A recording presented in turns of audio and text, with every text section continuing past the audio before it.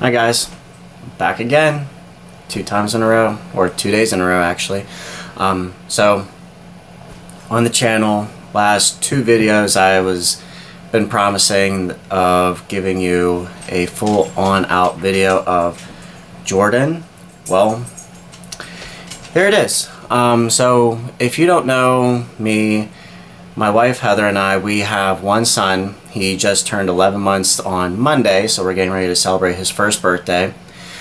So he was born October 9th of last year, which is great. Both of us were very excited, and it was definitely a fun time for us.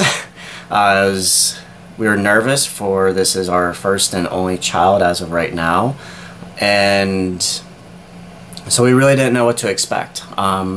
Heather's pregnancy was pretty much normal all throughout. She went through the basic test, everything came back great, everything was normal, and then it was about it wasn't her due date, but it was 4 days past her due date. She had high blood pressure, so then they sent the hospital, her doctor's office sent her to the hospital for observation, just to monitor her blood pressure and everything. And the OB was basically kind of like greeted her there on the maternity floor, and he asked her if you wanted to be induced, and she said, yeah, sure, go for it, I want to get this baby out of me. So he was born Tuesday, October 9th, around 12:48 a.m.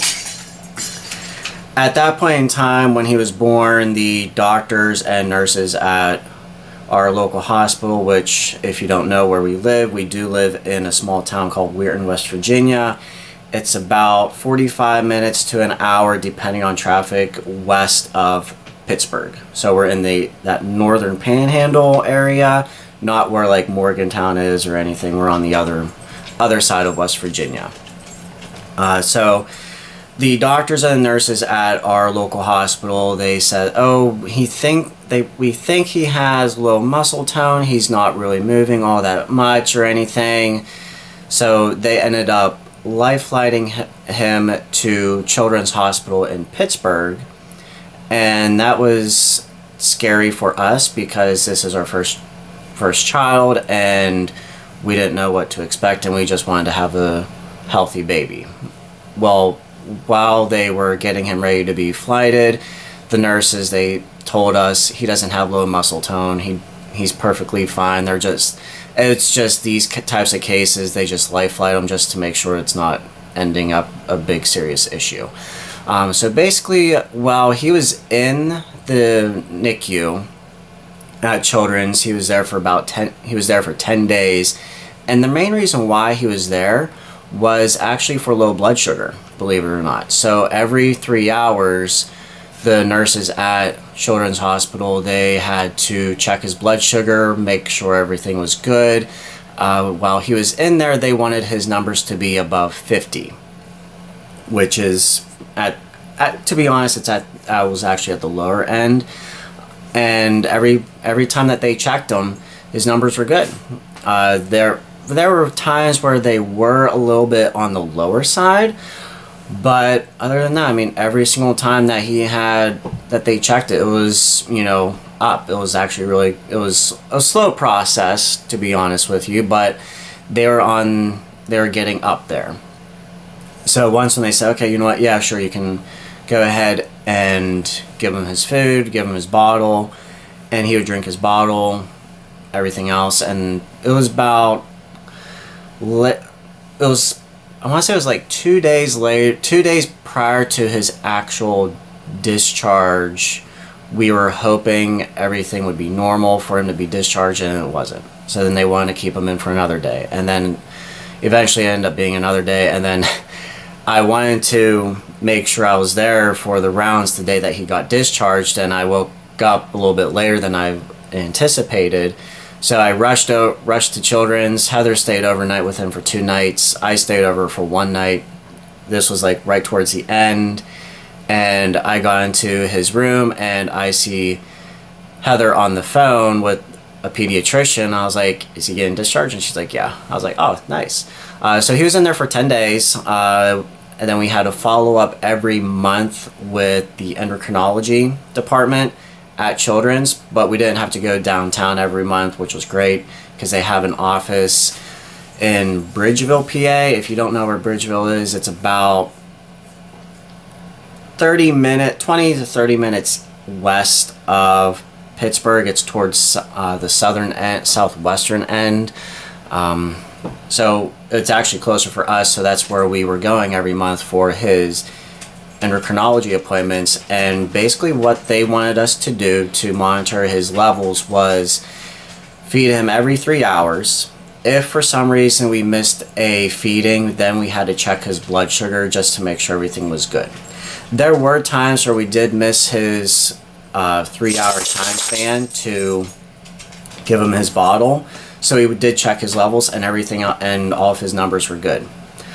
So that we did that for a long time. So then it was about, I want to say it was December or January. That's when they said, okay, they gave us the okay to go every 4 hours. So we were going a little bit longer now, but still, once again, if he missed a feeding or if he showed any signs of low blood sugar, we had to check his numbers. You know, once again, if we missed a feeding or if whatever the case may be, we always checked it, came back okay. And then it was about end of January, he was running a fever, and my mother-in-law took him to his pediatrician in Weirton, and she's like, you know what, we're gonna have to admit him. It was over 100, nothing was helping or anything. So he was in the hospital for, I want to say, 3 days at the end of January. And they ran his numbers, or they did blood work on him every so often, and his numbers were drastically low on the blood level side. And it wasn't low to cause any kind of major concern. It was just kind of weird that his numbers weren't improving due to this whatever virus that he had.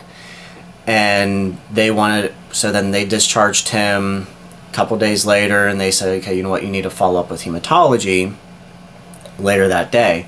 So they discharged us. He had an endocrinology appointment that same day, which we went to, and it was, I want to say that was the appointment where the endocrinologist said that, okay, you know what, you can let him sleep throughout the entire night. So that was end of January. So we were basically feeding him every single night for every 3 to 4 hours, all the way up till the end of January.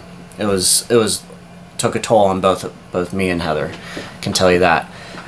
So we went to his endocrinology appointment. Then from there we went downtown to Pittsburgh to meet with the endocrinology, or to meet with the hematology department at Children's, and they said, okay, you know what, we're gonna need some blood work done on him. So they gave us a script, and we went.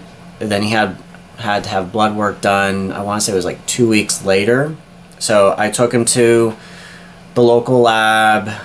I had to be at the Children's lab, and luckily I didn't have to go downtown, so I went to the office in Bridgeville, because that was where we went for his endocrine, because I want to say he had an appointment that day, I think, too.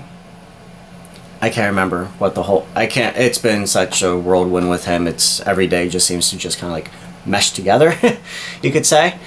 And so they did blood work on him, and his numbers came back normal. Everything was perfect. Everything was right where they wanted it to be. They really didn't need any kind of necessary other follow-up whatsoever. And so that, once again, we were still seeing endocrine. He was still going to the pediatrician for his wellness visits and his shots. And it was about April. We got discharged from, I want to say it was April. We got discharged from the endocrinology department because everything was going good. They just wanted to continue to monitor him because his weight was on the lower end of the spectrum. And they wanted to make sure that there wasn't any kind of major issue as to why he wasn't gaining any kind of weight. And he was getting breast milk from Heather, and we were supplementing it with formula And then plus at that point in time, we just started giving him baby food. And so they wanted us to continue doing what we were doing. And the endocrinologist was just like, okay, you know what? He's good. His weight's actually, now on the spectrum, and everything looks to be okay. But he kept on still spitting up the formula when we would supplement it, which at that point we kind of thought, okay, you know what? This must be a little bit normal, but it was just odd because every time when we would burp him, he would just spit out not a lot, but at times it would be a lot. And it was kind of concerning or kind of weird because like normally like if a baby spits up, it just kind of like dribbles out. And or like on the occasion, yeah, it will be like a full-fledged, oh wow, that's a lot. And so there's still something that we didn't think was right. And so we asked his pediatrician his old previous pediatrician about it, and they ended up putting him on another type of formula, which is like a starch-based formula where instead of it being milk-based, it was had like rice supplements in it, or like little pieces of kind of like added rice starch, you could say. And that helped a little bit, but he was still spitting up, but not as much. It was just like little dribbles here or there. And so then we decided to just go full all-out formula, and that's when we noticed some problems arising. And then it was beginning of May. It was like Friday morning. Heather went to work and she saw like a little red glob on his outfit that I put him on earlier that day. And she didn't think anything of it. She thought, is that blood? And I was like, I don't know what it is, because we were giving him Tylenol because at that point in time we thought he was teething. And it could have easily been that he spit up some Tylenol, because I want to say it was like a reddish purple base with dye for Tylenol. So we thought that maybe he just spit it up and just kind of like stained on his outfit.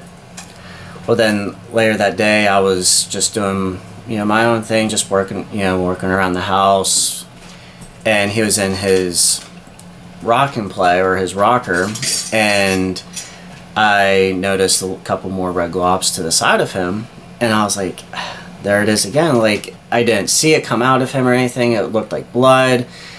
I didn't know anything as to what it was. Well, then it was later that day, right before Heather came home from work, she called me on her way home, and I was out here in the kitchen getting ready to get dinner ready for us, and next thing you know, I see him vomiting blood. It was the scariest thing I ever saw in my entire life. I had no way to react. I was on the phone with Heather. I was pretty much starting to cry. At that point, I was like, he's vomiting blood. And Heather's like, okay, I'm just going straight home. Let's not even worry about dinner, and let's just take him to the emergency room. So we got him ready. We got ready ourselves, just had the clothes that we had on, just threw shoes on, grabbed our, whatever we needed to have, and we didn't go to the local emergency room. We went to Children's Hospital, because that's, one of the best hospitals for children in the area, or in the nation for that matter. And we took him there. They didn't run any kind of blood work, which we thought was kind of weird. They did an x-ray on his stomach, and everything came back normal, and the ER doctor put him on, I can't remember what the actual name of it is, so it's to help with the vomiting. And they discharged us later that day, or later that night, and he told us, if it happens again, just come back in and we'll do whatever needs to be done. Well, next Saturday, I was at work all day. Heather was home, so she spent all day with him, and he was just very lethargic. He wasn't himself, which normally he was very playful, very active. He was just kind of like I'm here. He wouldn't drink any of his bottles or anything. So I came home from work, and he was still running a high fever throughout the entire day. And his old pediatrician called us saying, oh, just kind of expect the rash because this is probably just a virus and everything. So we were very kind of turned off, as you could say, by what her comments were, because when we took him to the ER, she felt that, oh, there was no need to concern because it wasn't an upper GI bleed or anything. And so it was late Saturday night, we were in bed, he was fussy, so we decided to give him another bottle. And so Heather was starting getting ready to feed him, and he kind of sucked in some wind before he actually started drinking his bottle. And next thing you know, he started vomiting even more blood. So it was about 3 a.m. Heather's like, let's go back down to Children's. So we were in Children's, and they admitted him he was in there for 4 days. So that was Sunday through Wednesday. He was in the hospital, and he was making a turn for the better. Everything was coming, every time when they drew his blood, his platelets came up,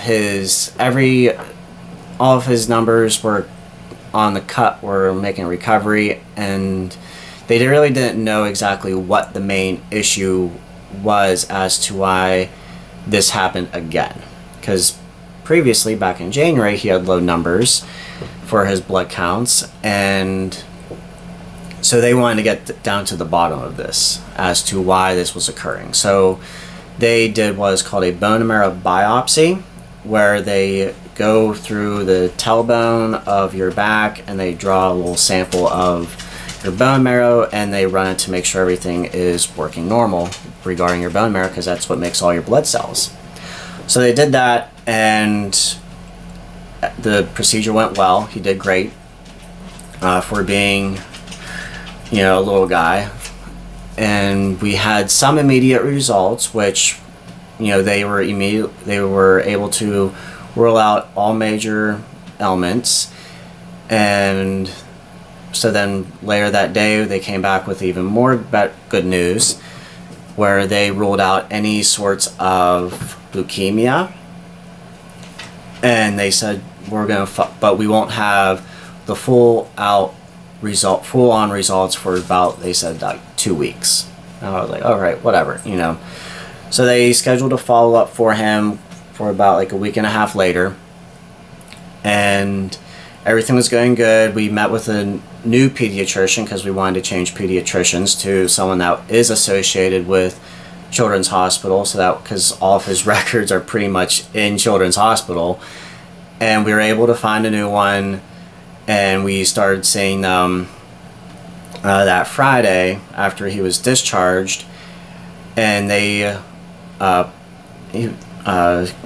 kept him. I want to say they kept him on the. I want to say he was still on the added rice starch formula at that point in time. And so then it was the following week, I think it was, when they changed his formula again to it's called Alimentum formula. And it's a very expensive formula. It's for those that have what is called a dairy intolerance, or they could be any kind of allergic reaction to dairy products as an infant, because that's basically what it was. That's why he was bleeding. That's why when we were changing his diapers, he would have his diapers when he would poop. It was a very dark, almost tar. It looked like tar. When we would clean his diaper out, and that's what caused the vomiting of the blood as well. Was the fact that he has a dairy intolerance. So they put him on this Alimentum formula, which is not cheap whatsoever, and it's very rare you can't buy it in like the big tubs of formula that you would see if you were walking down a formula aisle at Walmart or any other grocery store. So it only comes in like these small canisters. Sometimes they come in like a little bit of a larger canister, but I mean it's very rare. And then sometimes we they do make a liquid already made formula, which we do have, and which is just shake it and just pour it in a bottle and give it to him. It's easy. So that's what he's been on for, going on about all, since May. So it was 2 weeks later. He ran a little bit of a fever. It was a Monday. Heather ended up calling off just because wasn't himself. He wasn't feeling too well. And so she took him to the urgent care at Children's locally. And they gave him an oral steroid to help with his, I think it was like a throat issue or a cough. And later that day, he vomited even more blood. Not a lot, but it was like he spit up, but there's like a speck. It was literally looked like, I don't know, if you take, it would be like if you were to take a red marker and put a dot on like a piece of paper. That was pretty much what it looked like. It wasn't much, but it's very concerning when you start seeing, when you were in the hospital for 4 days for vomiting blood, and then all of a sudden it happens again, or you just see like a little flake of blood and one little spit up. It's very concerning. So we went back down to Children's that day. I ended up leaving work early, and he was in the hospital Monday. They admitted him Monday evening, and he was in there till Thursday.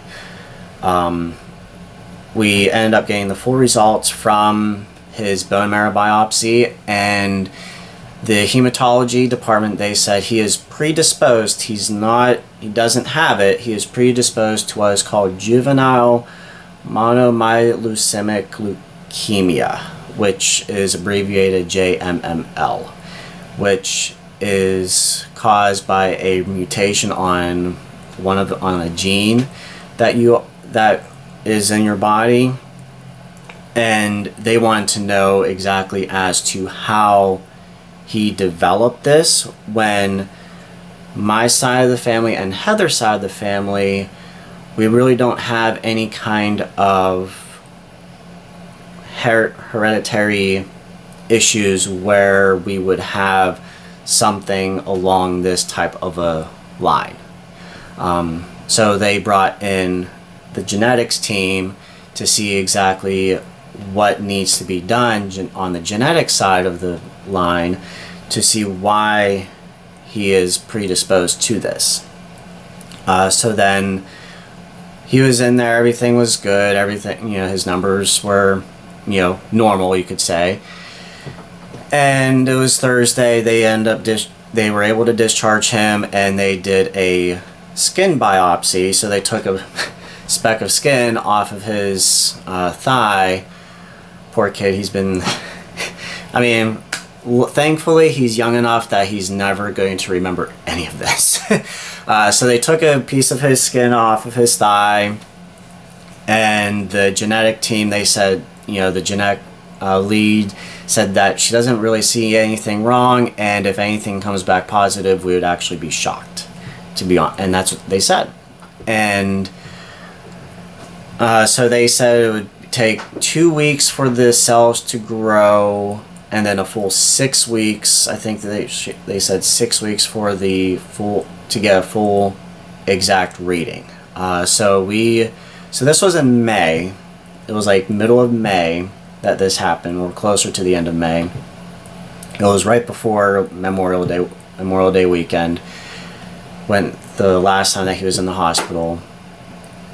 Our follow-up appointment with genetics wasn't until middle of July. So that's how long that we had to wait to hear anything back from them. And so we were discharged from the hospital that Thursday, and that weekend was Memorial Day weekend, so we went out to my parents to celebrate their 50th wedding anniversary that weekend, and he spit up a little bit more blood the night that we came in. So Heather and I went down to the local hospital. They ran his blood numbers. They came back normal. No, nothing was too concerning for them to admit him, but it was like we didn't get back to the ER until about like 1, 2 a.m. We didn't get back to my parents till about like 4:35 a.m. So that's how long we were in the hospital for that day, or that morning. And everything, I mean, knock on wood, everything's been fine ever since then.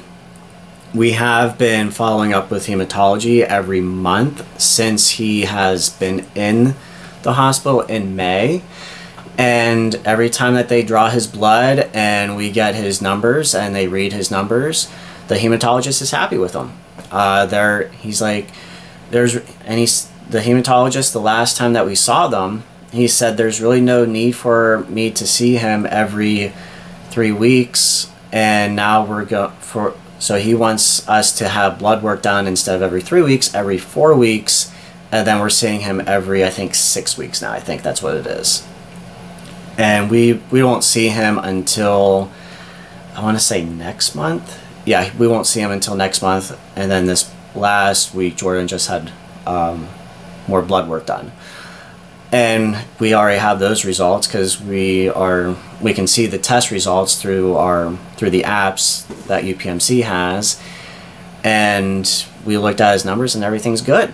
They're right where they want. His numbers are right where the hematologist wants them to be, and he couldn't be any more happier about it. And so it was July. We met with our genetics team. That's when they said that we will have the results. So this is going back to the genetics, not the hematology. This is completely different. We saw the genetics, and they walked in and they told us the results from his biopsy that he had done back in May. And they said we were shocked that as to what came back.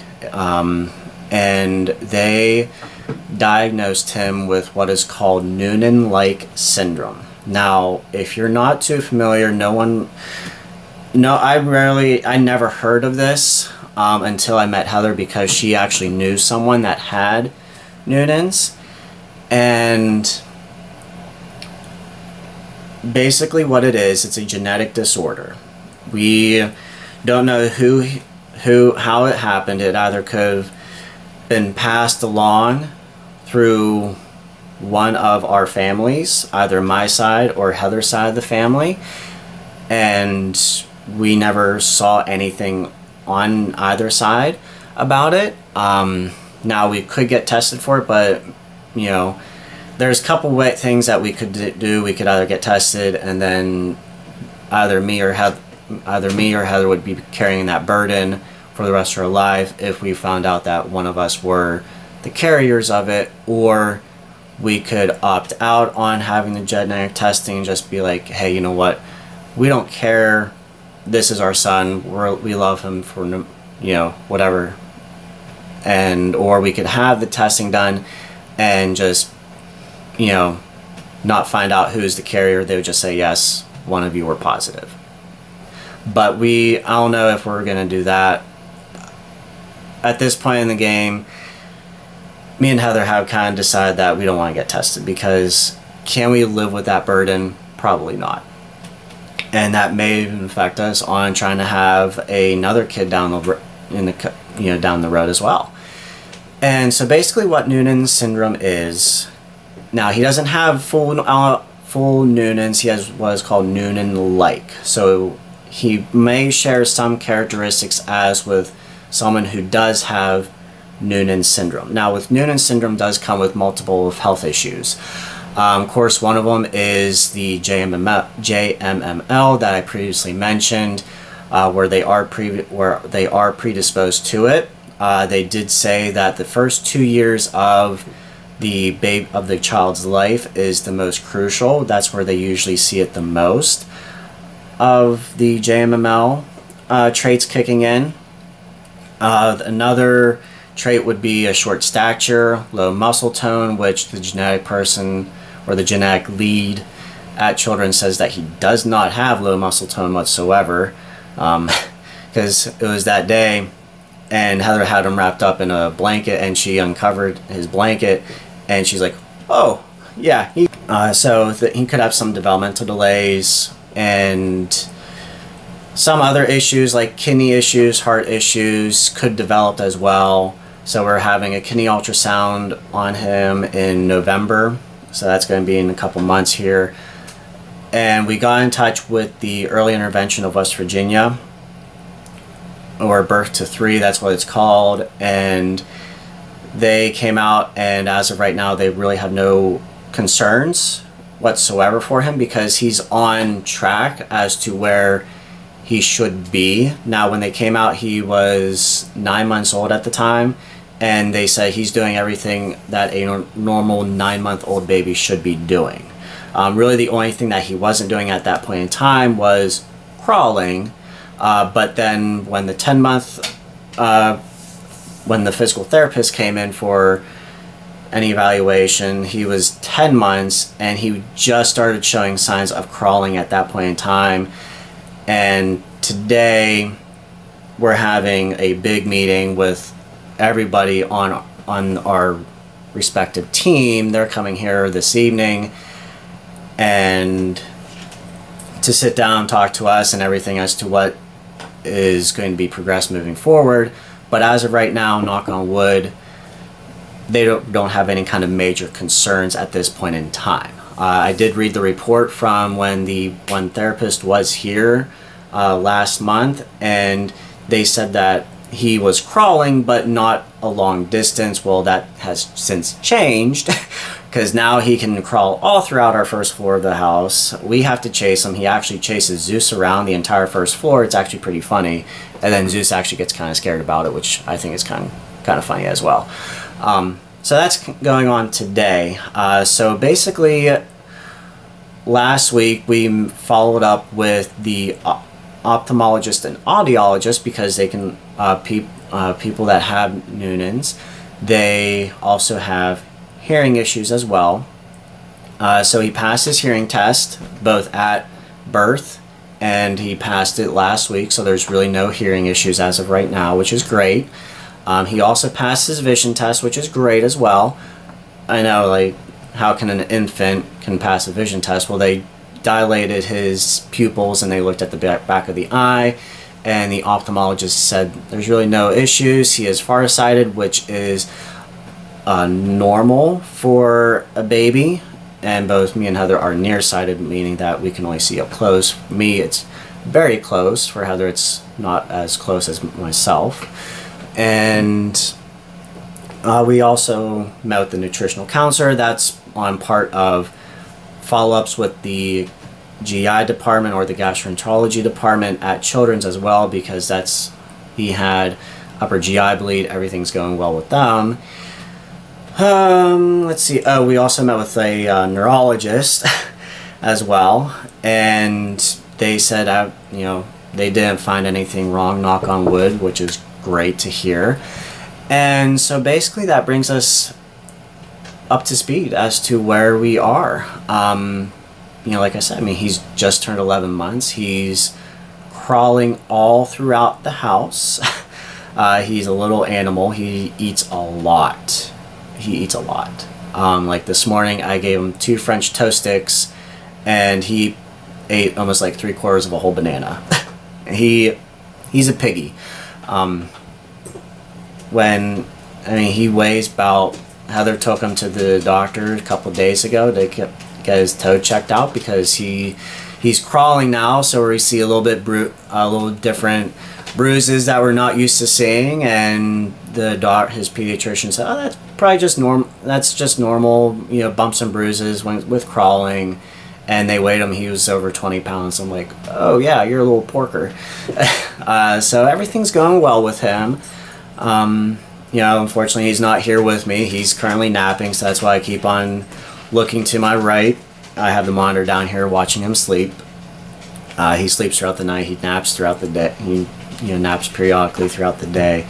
And so now I just gotta finish getting the house ready for our meeting this evening. Other than that, that's pretty much it. Like I said, this was the Jordan vlog.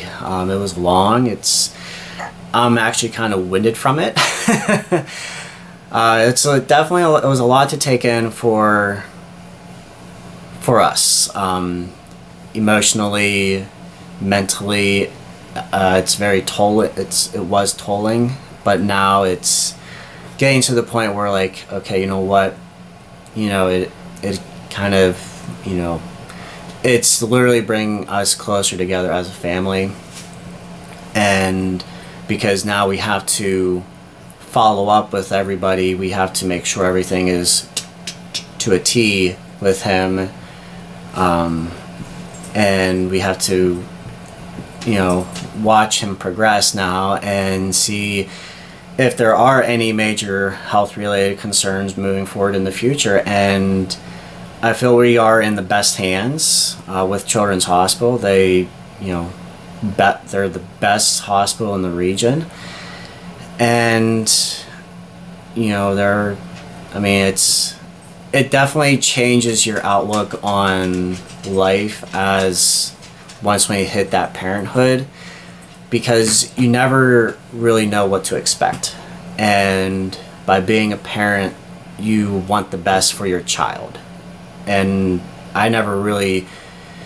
I've always heard that coming from my parents, but being a parent now, it's like, wow, like now you really want to better your life, so that way your child can look up to you as they get older, because you are that child's role model. And if you want the best for them, then when they become parents, they're going to want the best for their kid.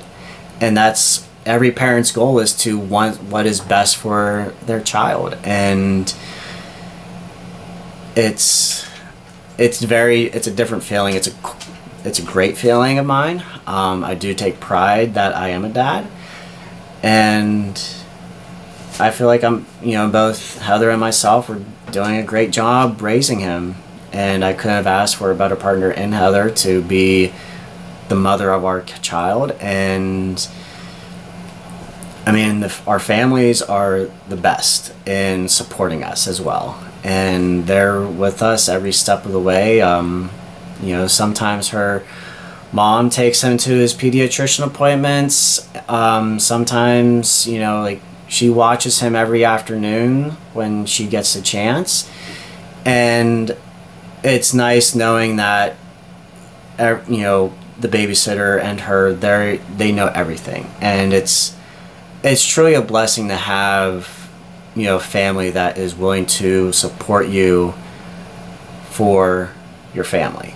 And just by going through all this, we couldn't have asked for a better family than what we already have. And it's very humbling to go through all this. It's different. But no, it's this was the Jordan vlog, and I really don't know how to end it other than that. And yeah, so gotta get ready for this appointment. Just gotta get the house in order. Zeus has been asking to go out now for about the last 10 minutes, poor thing, even though he's been out before multiple times. Yeah, so when Jordan wakes up, be due for another feeding for him. And yeah, I really don't know how to end it other than that was it. Hopefully you stuck around to the end of this video. If you did, thumbs it up, drop a comment, subscribe to my channel, and if you do subscribe, turn on those notifications so that way you don't miss another video. Till then, I will catch you on the next video. As to when that is, I really don't know. Like I said, this was 2 in 2 days. But other than that, follow me on Twitter, Instagram, Facebook. My links are down there. Till then, bye.